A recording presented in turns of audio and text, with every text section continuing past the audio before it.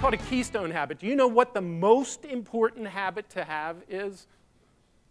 And I think of it more as a trait than a habit. Willpower. The ability to control yourself in situations. And it's not Tim Hortons, but it's Starbucks. Starbucks trains new employees on willpower. And they do that because they're hiring people at a fairly low wage, minimum wage people, who maybe it's their first job or have not had a bunch of jobs. So they got to convince these people it's important for you to get up in the morning and clean yourself up a little bit and be to work on time. It's important for you not to scream and yell at a client who's being a jerk maybe, but you've got to control yourself in those situations. So they train willpower. And what they find is as new employees develop willpower around what's good for Starbucks, those employees start to develop willpower around what's good for them. So their eating habits change. They drink less. They exercise more. All by just willpower is a muscle, that if you exercise it, it will get stronger. If you don't, it'll atrophy. It's also a muscle in that it'll get tired. So if you experience a bunch of willpower issues early in the day, your ability to deny yourself those things later in the day will go down. So meet clients in the afternoon, because they've already struggled through a bunch of decisions in the morning. Where in the morning they'll say, no, we don't need that. No, we don't need that. In the afternoon they might say, that would be kind of nice. Maybe, worth a try. Make it visual. I'm a visual guy, but visual images, again, are processed by this part of the brain. They get into the brain and are perceived much more quickly than verbal communication. So just a real quick, a curved line with every point in equal distance from the center, or a circle. A circle. It's so much easier to see, understand, process, and you process it in an instant. It doesn't have to go up to higher level thinking and process language. So just something like that, something visual, makes a difference. This is a nice kitchen, right? Not amazing. It's a nice kitchen, though. And we did this project for a family, had a couple of kids, and they were just delighted by it. Or that picture. Which one makes a bigger impact? The picture, right? To me, it does. How many kids were in the picture? 3. How many lights above the island? 2. Good, you guys are good. Most people don't even remember how many lights were above the peninsula. They pay attention to the little kids, But if you show a happy family, it makes a bigger impact than talking about a happy family. So now when we send a professional photographer to a job site, we ask them to take pictures of kids and dogs. Kids and dogs. If you get this great picture of your dog, people treasure it. And it takes the photographer a second to do it, Interesting. Talk numbers. I think this is really kind of interesting. And this is so from this side over, say that number. Okay. From this side over, say that number. Okay, so if we did this in isolation, all right, so you couldn't hear the other side, if I asked you how much that bottle of wine costs, this side would say it cost more than that side. Just because that number is bigger than that number. And what they call that is an anchor. So you are anchored to a bigger number if you're on this side. You're anchored to a smaller number if you're on this side. I don't know about you guys, but we do a lot of budgeting. And there's something called a serial position effect. And that is the sequence that information is presented will dictate how you remember it. So the way you present information is not only it has to be thoughtful so that a client understands it, but they will retain it based on the sequence at which it is presented. So we do budgeting like this, right? That project costs, what's a scope of work up here that would cost $30,000 to $50,000? Can you do a kitchen for $30,000 to $50,000? Okay. That kitchen, we don't know what it is, but just ballpark $30,000 to $50,000. Does that seem like, if you were talking to a client and just trying to ballpark it, would be a reasonable way to talk about it, right? Okay? The problem is, based on what we just talked about, that's the anchor. The 30 is the anchor. What's the number everybody remembers when you say that? $30,000. You know why they remember it? Because it's the first number. Not because it's the lowest number, because it's the first number. So a better way to do that might be, it could cost as much as $50,000 or as little as $30,000. Now your anchor's 50. That's the anchor. And their perception of what that project will cost will be higher. Simple. Hard to do in practice, but logically makes a little bit of sense. But like I said before, there is a magic to this positioning. And what people remember is beginning and end. Beginning first, but end second. We got two numbers there, right? Beginning and end, so they might still remember that 30. And I'm not trying to be slick here, but a better way to do this might be, it could cost as much as $50,000, cost as little as $30,000, but I think your project is probably going to be somewhere around $45,000. So now my anchor is $50,000. The end is $45,000, and they're less likely to remember $30,000. I mean, I don't care if you do the kitchen for $30,000 as long as you do the kitchen, but it's a way to present budgeting that's a little different, a little more informed, a little more related to how people actually perceive information. It's the exact same information. It's just presented in a different way. So, something to think about. Choices.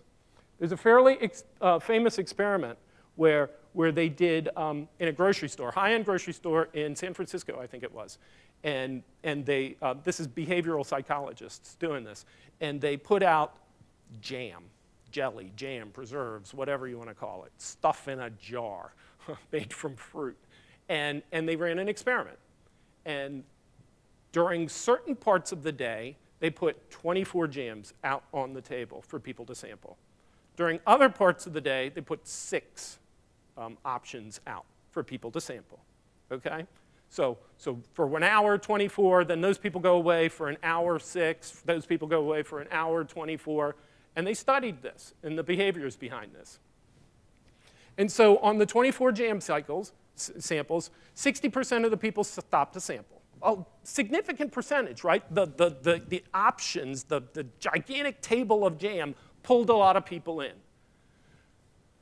2 jams tasted, received a coupon for $1 off. Buy a jam today, you get $1 off. Percent of tasters that bought, 3%, okay? So I just picked a number. If 100 people went by, 60 of them tasted, 60 times 3%, 2 buyers. So they sold 2 jam jars, not too bad. On the 6 jam samples, same sort of thing, but only 40% of the people stopped by. So less people stopped to sample. They sampled the exact same number, 2, gave them the exact same coupon, but 30% of the people bought. So there's this paradox of choice. Don't give people too many options. It's overwhelming. Because now, if there's 6 of them, you can feel confident in the decision that, oh, okay, I like this one, that's good enough. But if there's 24 of them, you think, well, I don't know, maybe, God, there's so many of them, they're probably all good. What should I do? I should wait or think about it or do something else or not buy. So when you're in a position where you're presenting options, don't let the number of options overwhelm the client. You're the curator. You get to pick what hangs in the museum. Not every piece of art goes in your museum. It's too much. Only pick the right stuff. Contrast. This guy, old or young? Old, right? Compared to that guy, he's old, right? Same guy, old or young? Young. Oh, I'm sorry, I missed it. He's, right? Same guy. So what changed your perception? Contrast. Just compared it to something else. Same guy. It's a $50,000 kitchen compared to a $30,000 kitchen. That's a lot of money. Compared to an $80,000 kitchen, not so much money. You know, there's a bunch of experiments like that. Remember when bread machines were big? Were they big up here for a while? I don't know. In the States, bread machines were big. Well, whatever. We're stupid. So I think it was Williams-Sonoma, a kitchen-y sort of place, was selling bread machines. And they sold 2. One was like $85 and one was $300. And they were upset because everybody was buying the $85 machine. And there's more margin in a $300 machine, and nobody would buy it. So you know what they did? They put a $500 machine on the shelf. You know what one everybody bought? The $300 machine, because it's in the middle. Because it's like, oh, I shouldn't get the cheap one because that's probably going to break, but I don't need the really fancy one. Let's go with that. So now they sell a bunch of $300 machines just because they introduced more contrast. Kind of interesting.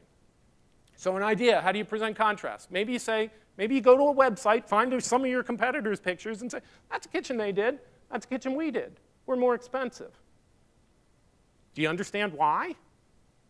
I maybe don't, but I do. I think the one on the right looks like it should be more expensive. And I can tell that because I can compare it against something that's less expensive. And whether you agree with that example or not, hopefully you get the point that if you compare it against something, people perceive it differently. Pretty kitchen, right? Nice, big. We do a lot of that. Washington's a pretty conservative market. A lot of painted white inset. Or, sorry about the darkness there, before and after. Show the contrast. This is what it was before, this is what it was after. Which one's more impressive? People like to see before and afters, I think, most of the time, because you can see, you know, that the work, the effort, the change that went, oh my God, that kind of looks like my kitchen. So if I could do that, I can have that kitchen. That's amazing. So people can put themselves in that situation. So think about contrast maybe. Contrast not only visually, but you can use contrast with words. There's a fairly famous story back in the 50s when, you know, sort of go-go days of marketing all coming together. Two big shots in Chicago walking along, partners in the firm, and they see a blind guy. They got a little bucket, springtime in Chicago, pretty weather, everybody out, and a blind guy sitting there with a bucket in front of him. And he's, you know, please looking for donations or something like that. And he's not doing very well, you know? So one guy bets the other one. He said, I bet I can make a huge impact on what he's collecting with 4 words. And he goes, 4 words? I'll bet you $20 or whatever they bet. Okay, you're on.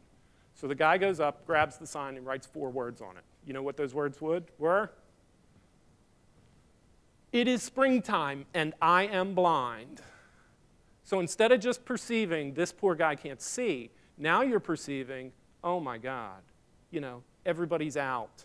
He's not seeing that. Flowers in bloom, he's not seeing that. Birds are finally flying, he's not seeing that. I should give that guy a couple of bucks. So you can contrast with words as well as visually. And then there's this concept of framing. So you ought to be thinking about compared to what? Compared to what? Because that's what the client's thinking about. So a couple of frames that some we've talked about, some we haven't, are this less frame. Don't give them too many options. Not too many options. Don't overwhelm them. People are busy enough. Next one, experience. People will pay more for an experience than for a product. An Apple is an experience. I get to go to the store. I get to deal with all that hoopla. It's more than just a phone. To me, and I'm their target buyer, to me, you know, so make it about an experience. Label frame, this one's kind of fascinating. If you tag somebody as, well, it's very obvious to me, Mrs. Jones, you're a very sophisticated, your design taste is very sophisticated just by seeing your home. You can tag that person as sophisticated design, and that's the way they'll feel. So now when Ed's Discount Renovating Emporium comes to see them next, she's going to think, well, maybe he doesn't measure up because I have very sophisticated design taste. You can tag people as that, but you have to tag them. So plant that, anchor that in their brain.